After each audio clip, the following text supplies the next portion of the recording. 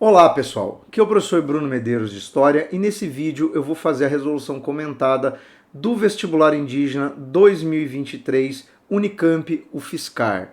A prova é elaborada pela Conveste, a Comissão Permanente dos Vestibulares Unicamp, mas ela também seleciona candidatos para as vagas específicas destinadas a estudantes indígenas da Federal de São Carlos. Se você é um estudante que está se preparando para esse tipo de vestibular, no final do vídeo eu vou deixar o link para você ir lá para uma playlist onde eu comento todas as provas anteriores do vestibular indígena, beleza? Inclusive, esse vídeo aqui é atendendo a uma solicitação de um inscrito aqui do canal que comentou justamente isso, que eu tinha feito todas as resoluções dos anos anteriores e agora em 2023 eu tinha deixado passar essa prova. Pessoal, eu não deixei passar, na verdade, eu fiz uma pausa aqui no canal, porque eu estou readequando algumas coisas, mas vou aí atender a pedidos e fazer essa resolução, porque, além de tudo, o vestibular indígena elaborado pela Unicamp é uma prova que eu gosto demais. Eu acho extremamente bem feita e se você também está se preparando para qualquer outro vestibular, vale muito a pena ver essa resolução.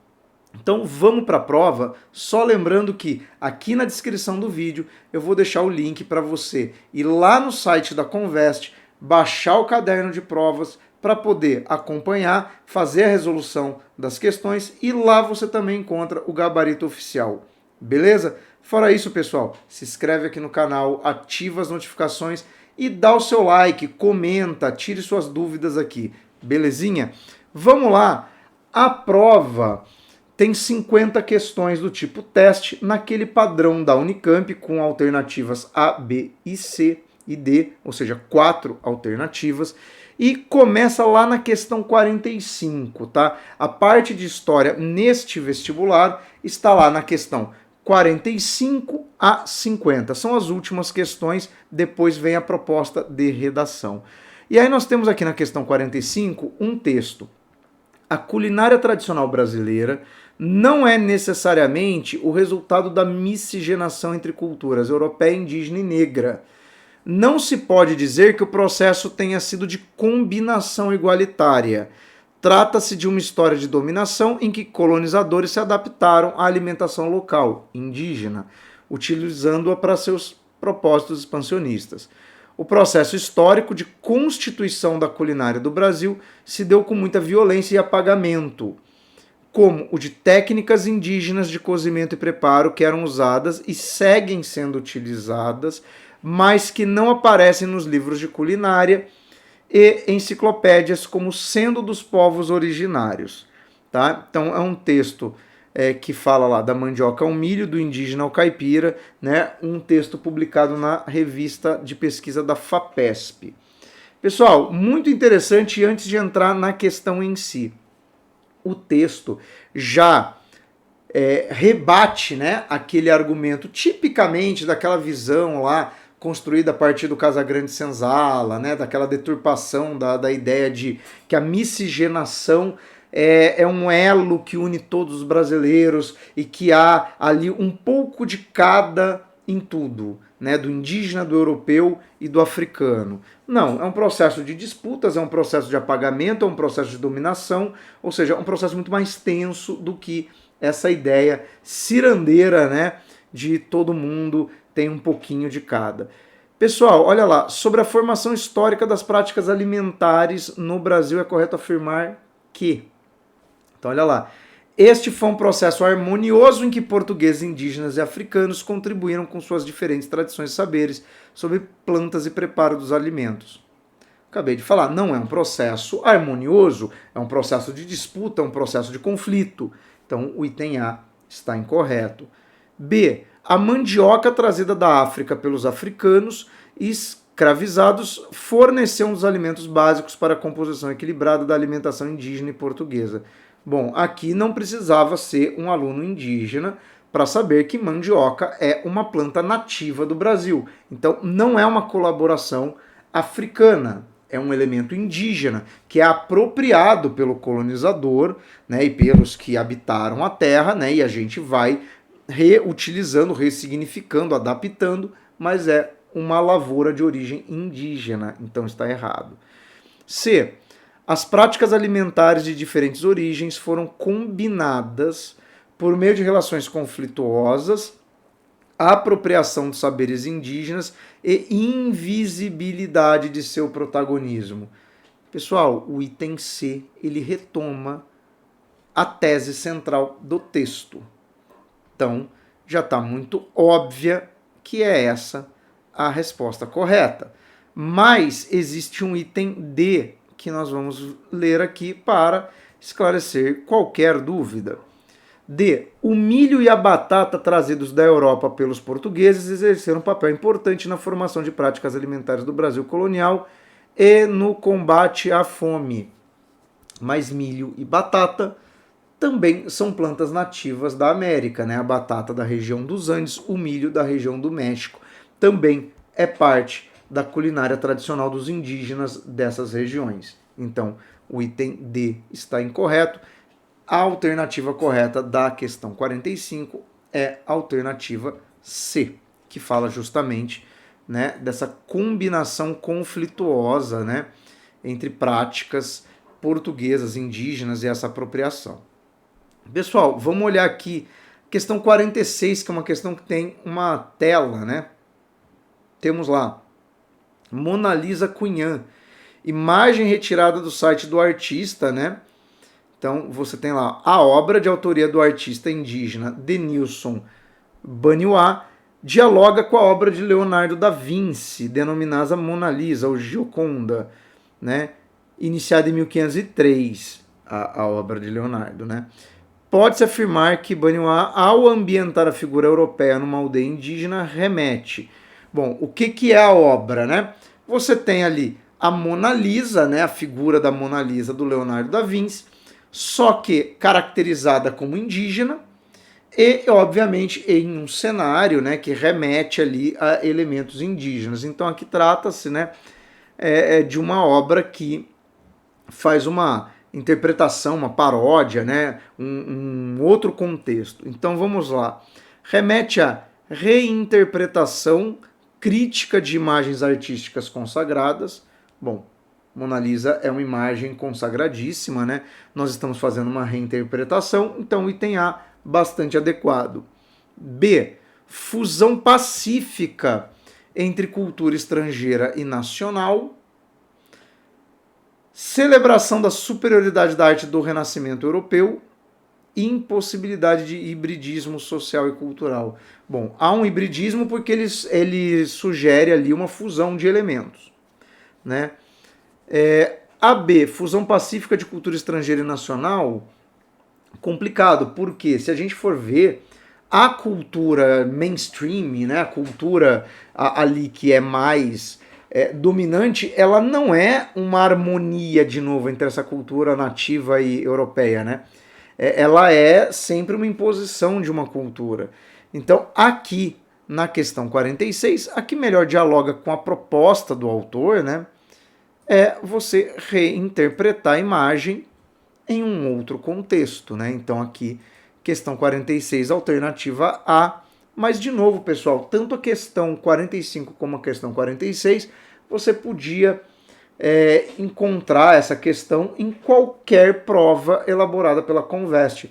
Não há nada aqui de especificidade indígena, né? É óbvio, há um contexto de que as questões de história, elas remetem, né, muito às temáticas que são pertinentes à história dos povos originários do Brasil. Mas não é uma pergunta que pressupõe que o aluno seja indígena, somente o indígena é capaz de interpretar dessa forma essa imagem, né, ou esse texto.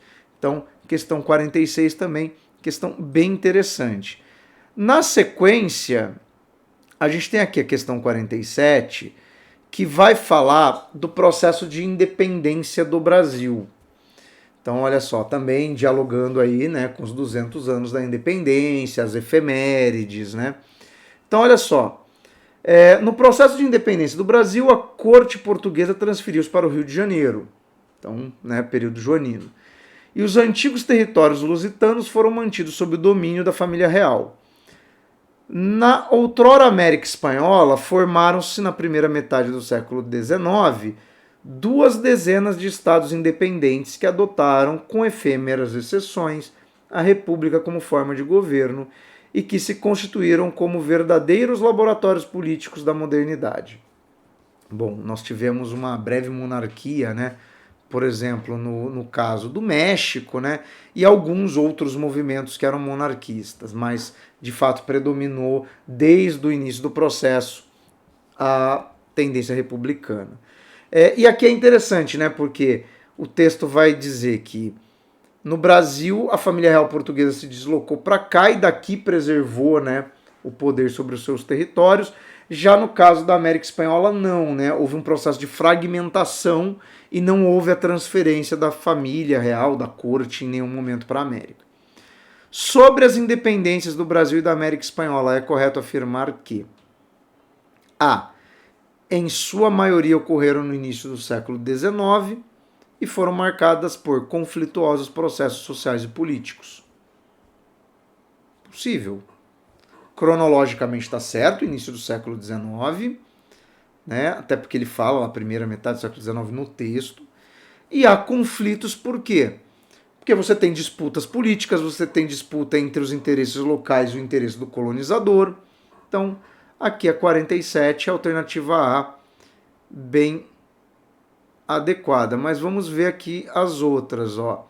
Alternativa B, a colonização portuguesa da América foi mais branda do que a espanhola, o que gerou menores níveis de revolta no Brasil. Branda em que sentido? Que parâmetro de comparação é esse? Nós tivemos no Brasil escravidão, na América Espanhola também. Nós tivemos violências contra os povos indígenas, nos dois casos. Nós tivemos uma exploração intensa dos recursos naturais, do solo. Em que parâmetro uma seria mais branda do que a outra? Complicado esse tipo de afirmação, né? C. O ideal republicano, inicialmente ausente no território brasileiro, contribuiu para sua posterior fragmentação em estados. Bom, aqui vamos com calma. Primeiro, não havia uma ausência de ideal republicano. Houveram movimentos que pretendiam independência, a adoção de um modelo republicano. E a fragmentação do Brasil em estados é uma questão de organização de estrutura interna. Não significa que o Brasil se fragmentou em diferentes países. Isso não aconteceu. Então, aqui no item C você tem conceitos aplicados de forma bastante complicada. D. Diferentemente do Brasil, em que não havia oligarquias, na América Espanhola as elites locais lideraram o processo. Mas como que no Brasil não existia oligarquia, se inclusive a gente tem um período que é chamado de república oligárquica. Né? O que é a oligarquia brasileira, senão a elite proprietária de terras, né, que se perpetua, inclusive por fatores hereditários. Né? Então vamos aqui, ó, na questão 47, assinalar a alternativa A como alternativa correta. Tá? Na questão 48, vamos falar da lei do ventre livre.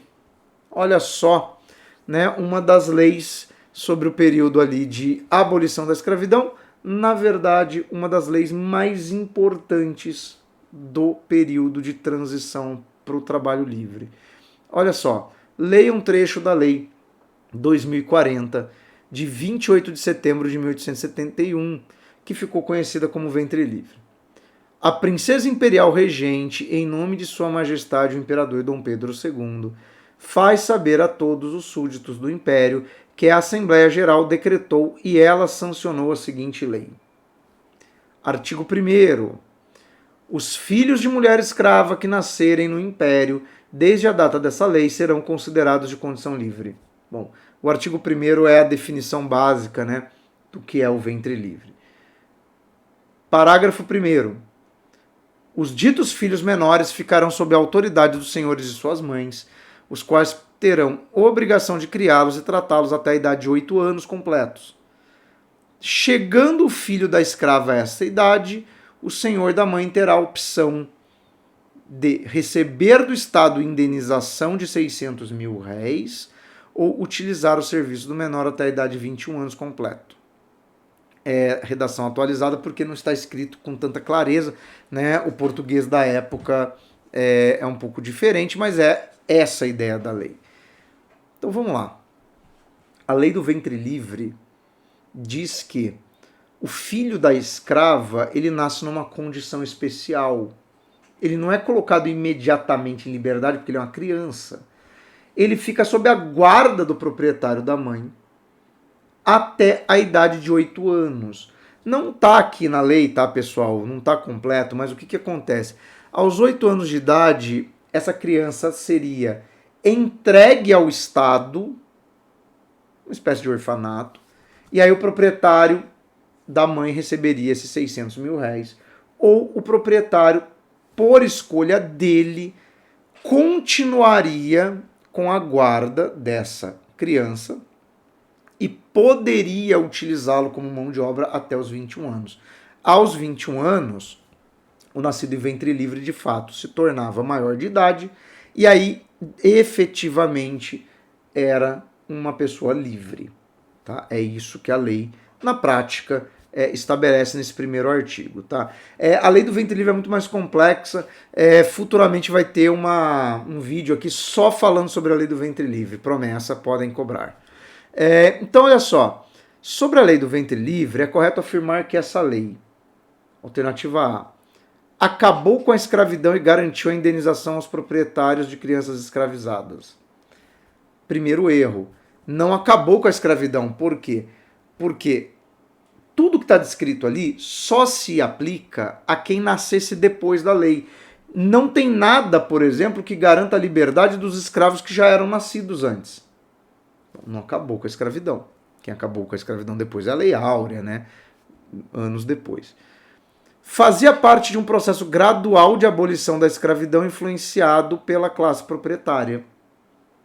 Por que é um processo gradual de abolição da escravidão? Porque eu preservo os escravos que já existiam, mas eu impeço o nascimento de uma nova geração de escravos.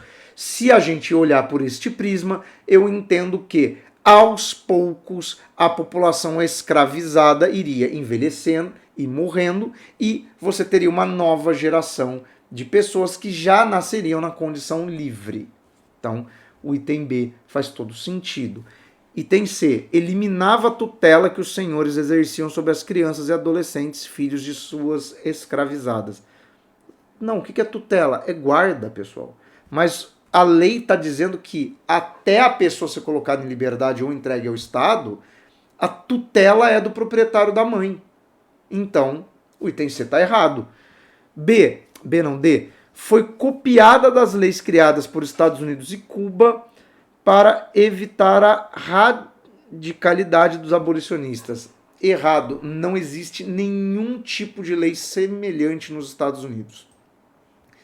No Brasil, a escravidão foi abolida de maneira gradual por leis deste tipo, já nos Estados Unidos não. Né? Quando se fez a abolição da escravidão nos Estados Unidos, você tinha uma população muito pequena de negros livres. Já no Brasil não, havia uma crescente população de libertos. Então, aqui na questão 48, a alternativa correta é a alternativa B. Belezinha? Vamos aqui para a questão 49, que traz uma outra legislação, só que aqui sobre imigrantes. Então, olha só. Lei ao decreto do governo brasileiro número 528, de 28 de junho de 1890. Olha só, um decreto feito ali meses depois, né, da abolição da escravidão, né, porque a abolição da escravidão... Meses não, meses depois da proclamação da República, né, um pouco de tempo depois da abolição. Né, a abolição é 88, né, a proclamação da República é 89, e em 1890 você tem essa lei.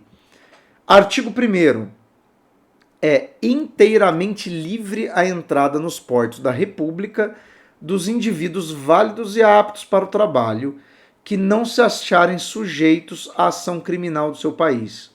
Bom, então vamos lá, né? Está dizendo que qualquer pessoa que chegasse ao Brasil, desde que não fosse procurado pela justiça do seu país de origem, poderia entrar. Excetuado os da Ásia ou da África, que somente mediante autorização do Congresso Nacional poderão ser admitidos de acordo com as condições que forem então estipuladas. Galera, olha que coisa mais explícita impossível. Peraí.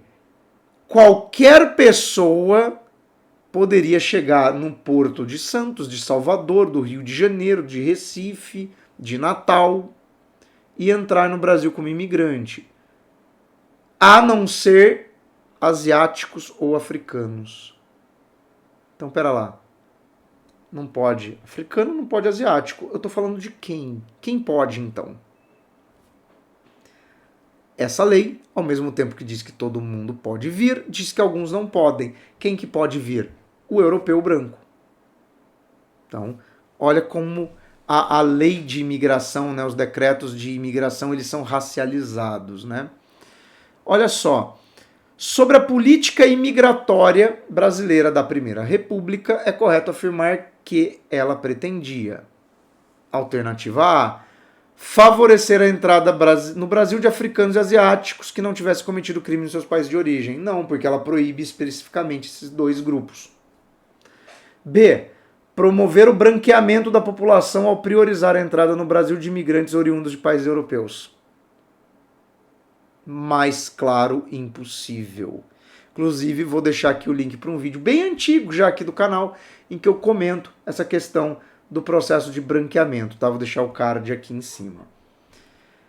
Por fim, a política anterior que favorecia a entrada legal de japoneses destinados às lavouras cafeeiras do Paraná. Durante o Império também se trouxe europeus. D. Resolver o problema do excesso de mão de obra na transição do trabalho escravo para o livre. Mas se você quisesse resolver excesso de mão de obra, você não ia incentivar a vinda de mais imigrantes. Então, questão 49, alternativa B, que fala justamente dessa tendência a trazer europeus brancos para quê? Para que o Brasil tivesse características raciais mais parecidas com as dos países europeus, que isso na época era entendido como passo civilizatório. Então, olha como a nossa sociedade é constituída em bases racistas, né? Ainda que você individualmente não seja favorável a este tipo de comportamento.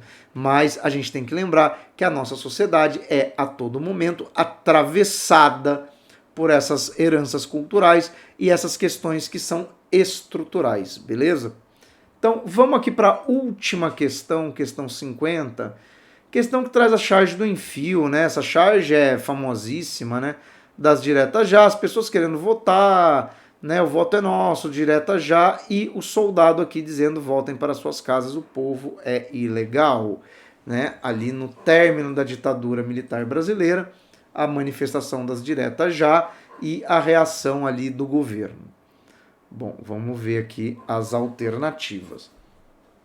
Com base na charge e seus conhecimentos sobre a campanha das diretas já ocorrida no Brasil entre 83 e 84, é correto afirmar que este movimento A.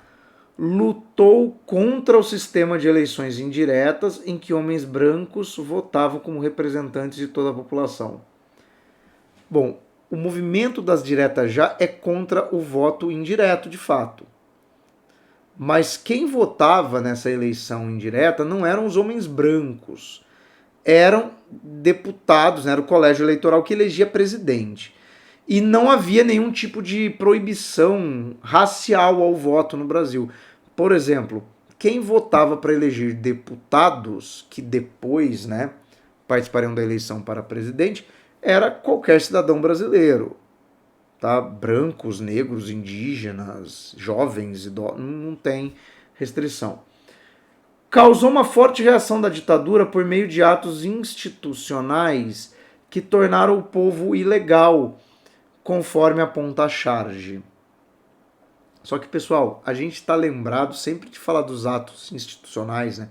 O AI-1, o AI-2, o AI-5. Isso são medidas lá do início da ditadura, não dessa fase final. Tá? Então, por isso que está incorreto. C. mobilizou diversos segmentos sociais pela aprovação da emenda constitucional para as eleições presidenciais direto com voto popular em 85. Sim, a proposta era essa, não foi aprovada, mas era essa a reivindicação. D. Foi contestado pelo regime militar que instrumentalizou charges produzidas por Enfio na propaganda contra a campanha. Não, mas essa charge aqui não é usada pelo governo militar. É uma crítica à postura do governo. Então, a alternativa correta era a alternativa C, galerinha. Então, com isso, eu termino aqui, né, o meu comentário sobre as questões aí do vestibular indígena. Como sempre, uma prova muito coerente com a proposta desse vestibular, né? Questões sempre muito bem elaboradas. E eu vou deixar aqui do lado o link para você ver outras provas do vestibular indígena, que agora é para Unicamp e UFSCar, e também aqui uma playlist com o vestibular Unicamp para ampla concorrência. Pessoal, fora isso, né, se inscreve aqui no canal, deixa o seu like e comenta aí o que você achou das questões. Tem algum outro tema que você gostaria que eu comentasse aqui no canal? Vou começar a abrir um campo para atender a pedidos, tá bom? Fora isso, um abraço, até o próximo vídeo e cuidem-se todos.